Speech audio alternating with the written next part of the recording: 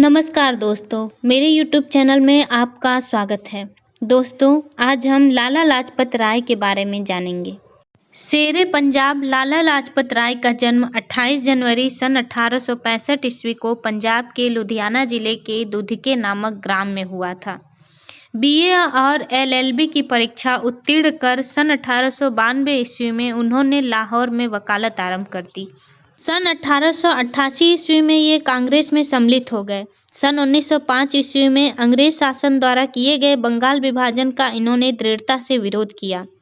सन 1905 ईस्वी में कांग्रेस द्वारा लाला लाजपत राय को भारतीयों की कठिनाई और शिकायतों को ब्रिटिश जनता के समक्ष प्रस्तुत करने के लिए चुना गया। वे गोखले के साथ कांग्रेस के प्रतिनिधि मंडल के सदस्य के रूप में इंग्लैंड गए। लाला लाजपत राय प्रारंभ से ही उग्र राष्ट्रवादी विचारधारा के थे। उनका अंग्रेजों की न्यायप्रियता में तनिक भी विश्वास नहीं था। उन्होंने अन्य उग्रवादियों की भांति राष्ट्रीय शिक्षा, स्वदेशी बहिष्कार और निष्क्रिय प्रतिरोध का कार्यशैली अपनाया। वे पूंजीवादी और आर्थिक शोषण के कट्टर विरोधी थे तथा किसानों व मजदूरों के विकास के लिए हर संभव प्रयास करने को तैयार थे। सन 1907 ईस्वी में पंजाब में उपनिवेशीकरण अधिनियम के विरोध में एक आंदोलन चलाया गया।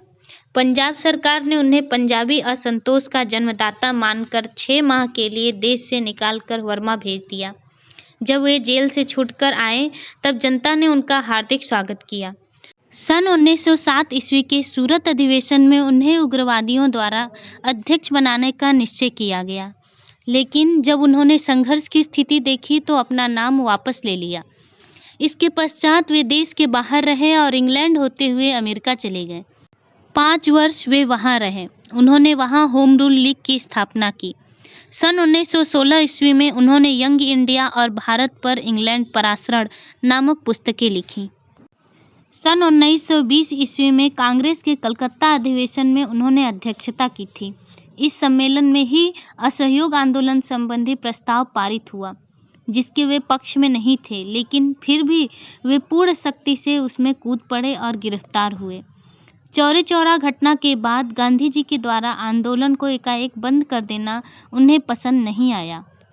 1922 ईस्वी के बाद वे गांधी जी के विचारों से दूर हटने लगे। 1926 ईस्वी में वे केंद्रीय विधान परिषद के लिए पुनः चुने गए।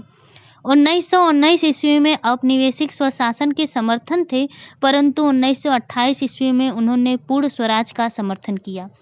साइमन कमीशन के बहिष्कार संबंधी प्रस्ताव को लाला जी ने ही प्रस्तुत किया था।